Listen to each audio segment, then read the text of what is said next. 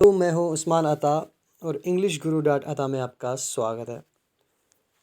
तो dear viewers, पिछले lecture में जो हमने पंक्चुएशन का एक पार्ट किया था उसमें हमने सिर्फ कॉमा को कवर किया था क्योंकि उसकी लेंथ थोड़ी सी ज़्यादा थी, उसके रूल्स थोड़े से ज़्यादा थे यूजेस। तो बाकी के जो साइंस हैं, जो पंक्चुएशन के जो सिंबल्स हैं, उनको हम इस पार्ट में कवर करने की कोशिश करेंगे, राइट। तो चलिए जल्दी से स्टार्ट करते हैं अपने लेक्चर को। तो जी हाँ, जो पहली स्लाइड आपके सामने है, फर्स्ट यूज़ जो जो सेकंड यूज़ है वह कॉमा के बाद, वो है फुल स्टॉप। देखिए, जो पीरियड और फुल स्टॉप में बहुत सारे कंफ्यूज हो जाते हैं, है ना। बहुत सारे सोचा कि शायद पीरियड अलग है और फुल स्टॉप अलग है, लेकिन पीरियड और फुल स्टॉप एक ही होता है। जो पीरियड है ना, इसे अमेरिकन इंग्लिश में फुल स्टॉप को पीरियड बोलते हैं, बस नाम चेंज है, बाकी कुछ भी नहीं है। तो ठीक है, इसका यूजेस क्या है, जो इस फुल स्टॉप के यूजेस क्या हैं। It's simple is that it is used at the end of a complete sentence. किसी भी जो भी सेंटेंस होगा, जो कंप्लीट होगा, तो कंप्लीट सेंटेंस होने के बाद हम क्या करते हैं, फुल स्टॉप लगाते हैं। ये एक लॉन्ग पॉज होता है जिससे हम क्या करते हैं, यानी कि जब सेंटेंस कंप्लीट होता है तब यूज़ करते हैं, जैसे he is good boy, she is playing, वगैरह वगैरह। तो second use is it's after abbreviations. जब एब्रिवेशंस होंगे कहीं, है ना, उनको हम मतलब यानी कि इंडिकेट करने के लिए फुल स्टॉप लगाते हैं। लाइक जैसे BA है, बैचलर ऑफ आर्ट्स, MA इस मास्टर ऑफ आर्ट्स, वगैरह वगैरह, MBBS जो भी है, यानी कि बहुत सारे एब्रिवेशंस होती हैं। उन एब्रिवेशंस के मतलब उनके बाद हम लगाते हैं आफ्टर एब्रिवेशंस में, right. Next is here semi colon. Semicolon क्या होता है, यानी कि it indicates pause longer than comma. याद रखना कि कॉमा से थोड़ा लंबा पॉज और फुल स्टॉप से कम। फुल स्टॉप और कॉमा के बीच वाला जो स्पेस आता है, वो वाला पॉज कौन शो करता है, सेमीकोलन, यानी कॉमा से थोड़ा ज़्यादा और फुल स्टॉप से कम। अब यूज़ कहाँ कहाँ पे होता है, देखिए इसका जो चीफ यूज़ है, इसका सबसे मेन यूज़ है, it shows relation between two classes. और क्लासेस कौन से, इंडिपेंडेंट, याद रखना, इंडिपेंडेंट, इंडिपेंडेंट क्लास।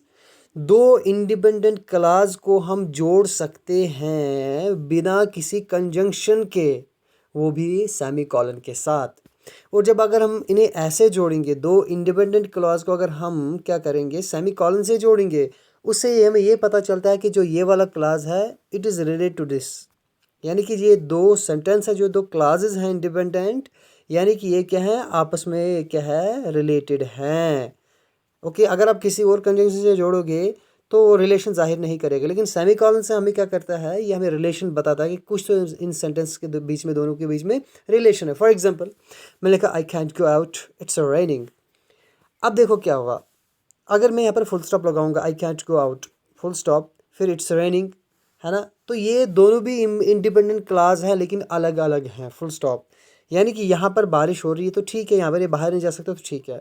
लेकिन जब हम अगर क्या करेंगे, सेमीकोलन से हमने इनको जोड़ा, हमें ये पता चला कि वो बाहर नहीं जा सकता है। क्यों नहीं जा सकता, बिकॉज इट इज़ रेनिंग, इसकी वजह से बाहर नहीं जा सकता है।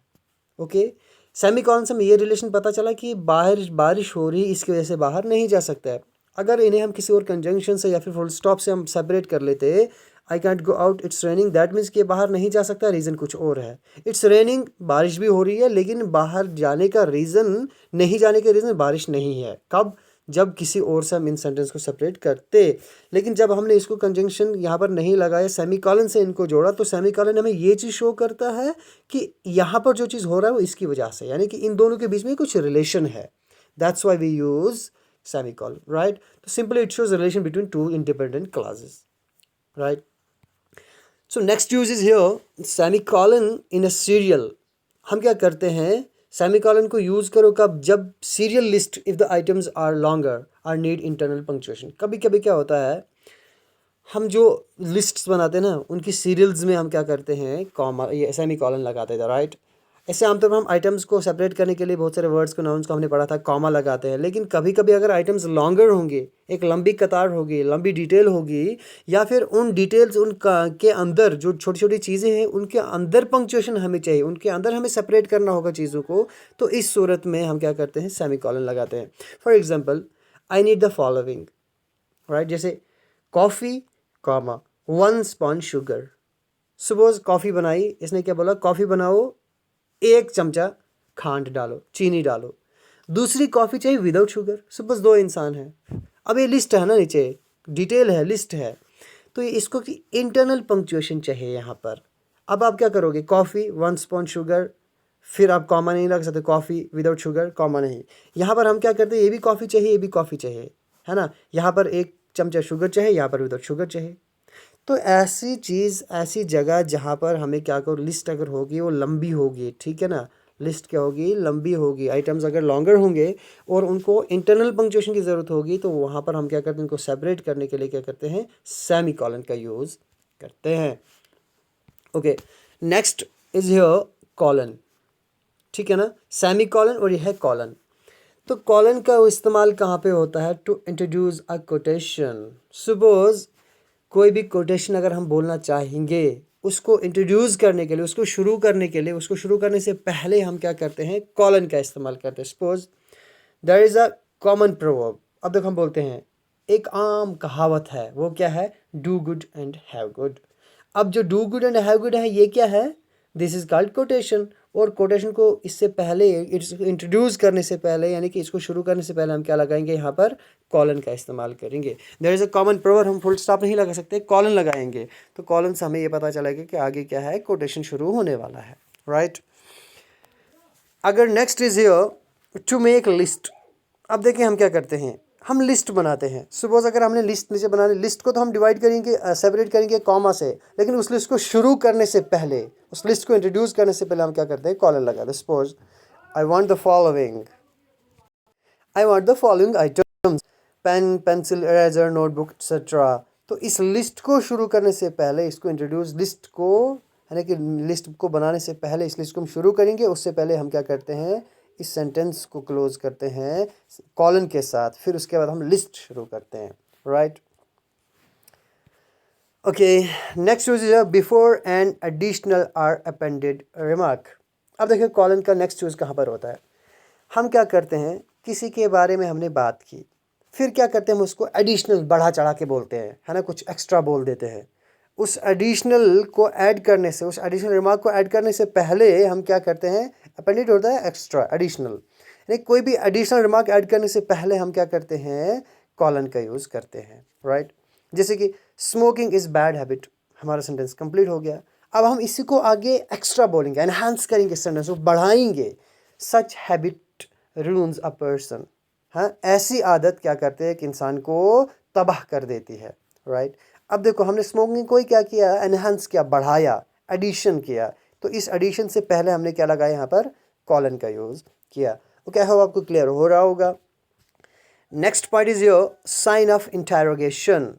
अब देखो क्वेश्चन मार्क्स, है ना, क्वेश्चन मार्क जो है, इसका यूज़ आपको तो पता है, it's simple, it is use to ask question. जब आप कोई क्वेश्चन करेंगे, उससे पहले आप क्या लगाओगे, इसके एंड पे आप क्या लगाओगे, क्वेश्चन मार्क लगाओगे। तो याद रखना, जब आप क्वेश्चन मार्क होगा, तो इसके साथ कहीं आप ऐसा नहीं हो कि इसके बाद आप फुल स्टॉप लगा दो, बस ये खुद में ही फुल स्टॉप होता है, राइट। जैसे एक्सक्लेमेटरी मार्क, वो भी खुद में फुल स्टॉप होता है। वैसे where do you live, what's your favourite dish. अब इसको लिव पढ़ो या लाइव पढ़ो, ओके, दोनों प्रोनाउंसिएशन सही है। Next is sine of exclamation. अब एक्सक्लेमेटरी मार्क है, साइन ऑफ एक्सक्लेमेशन है, ये कहाँ पे हम लगाते हैं, आपको पता है, एक्सक्लेमेशन का मतलब होता है सडन फीलिंग या emotion, right. It is used at the end of statement expressing some sudden feeling और इमोशन। इसका इस्तेमाल कहाँ पर होता है, ऐसी स्टेटमेंट, है ना, उस स्टेटमेंट के एंड पर, जो स्टेटमेंट हमें क्या बताए, जो ये एक्सप्रेस करे कि अचानक कोई फीलिंग हो या कोई इमोशन को एक्सप्रेस करे, उसके एंड पर, जैसे वाह, ओह। अब ध्यान रखना, एक्सक्लेमेशन देखो, एक होता है एक्सक्लेमेटरी वर्ड, एक होता है एक्सक्लेमेटरी सेंटेंस। ये हो गया एक्सक्लेमेटरी वर्ड, ये हो गया एक्सक्लेमेटरी सेंटेंस, राइट।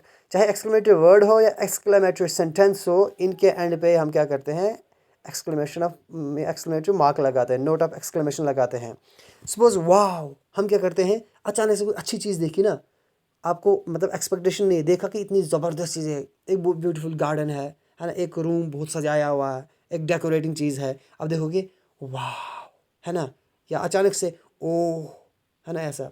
या आपको कहीं लगी हाथ में कुछ, तो कांटा चुभ के आउच, है ना, ऐसा सडन फीलिंग आई।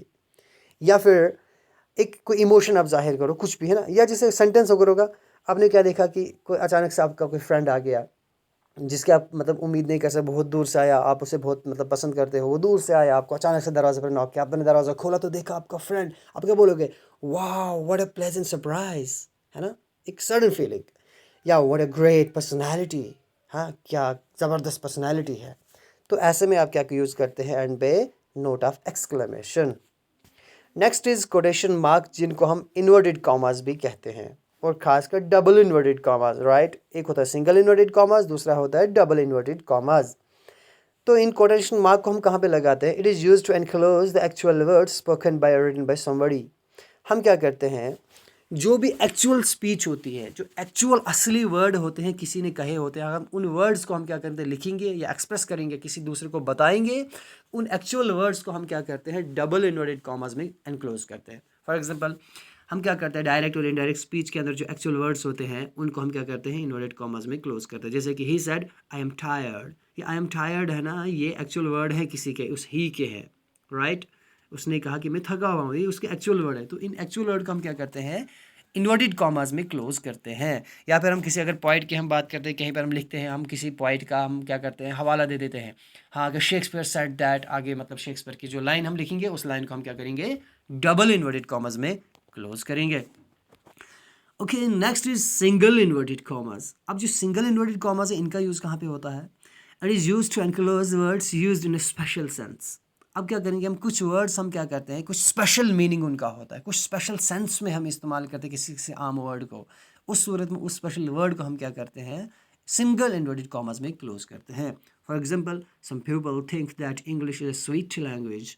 कह रहे हैं कि कुछ लोग ये सोचते हैं कि जो इंग्लिश है ये क्या है, एक स्वीट लैंग्वेज। यहाँ पर English is special in this special sense, that's why हमने इसको क्या किया, सिंगल इन्वर्टेड कॉमास में क्लोज किया। अगला यूज इसका है to enclose titles of the chapters, stories और पोएम्स।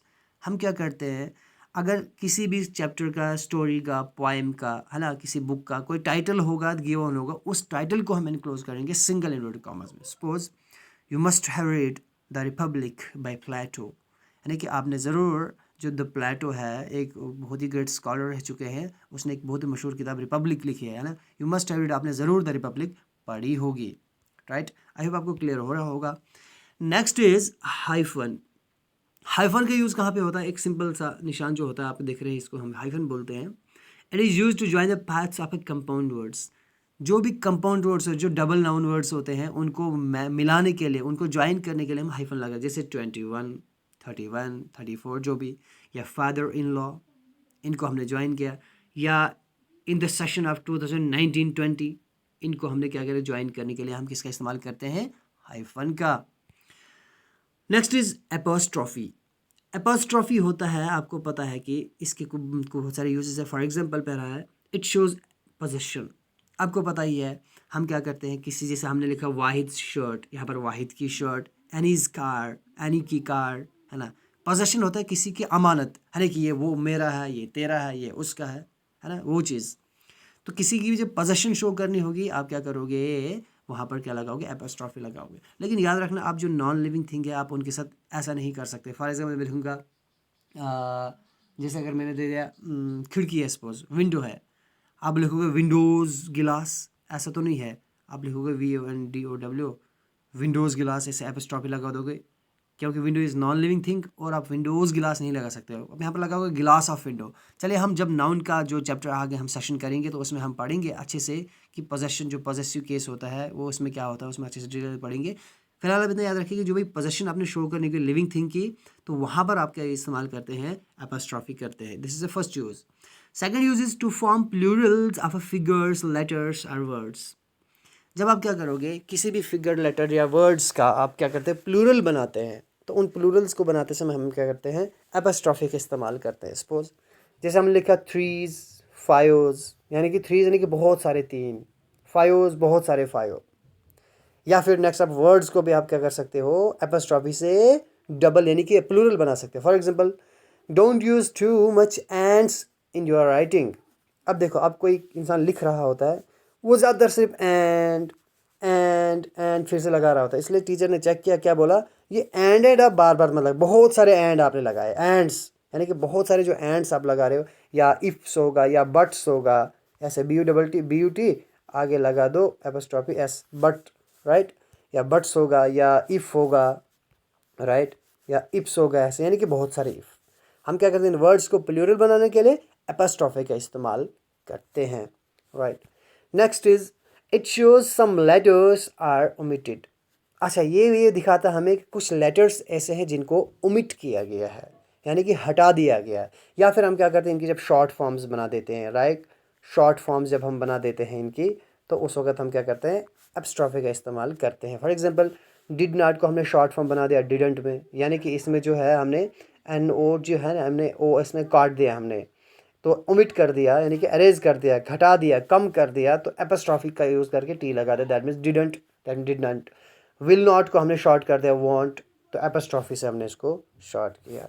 चलिए, ये आज आपका पंक्चुएशन का जो पार्ट है इसमें आज इतना ही है। तो नेक्स्ट अगर देखते हैं जो कैपिटलाइजेशन हम कर लेते हैं, कैपिटलाइजेशन के लिए एक छोटा सा वीडियो मैं आपके लिए लेकर आया हूँ। फिलहाल जो मेन पंक्चुएशन जो मार्क्स होते हैं हमने सबको कवर कर लिया। आई होप आपको क्लियर हो गया होगा।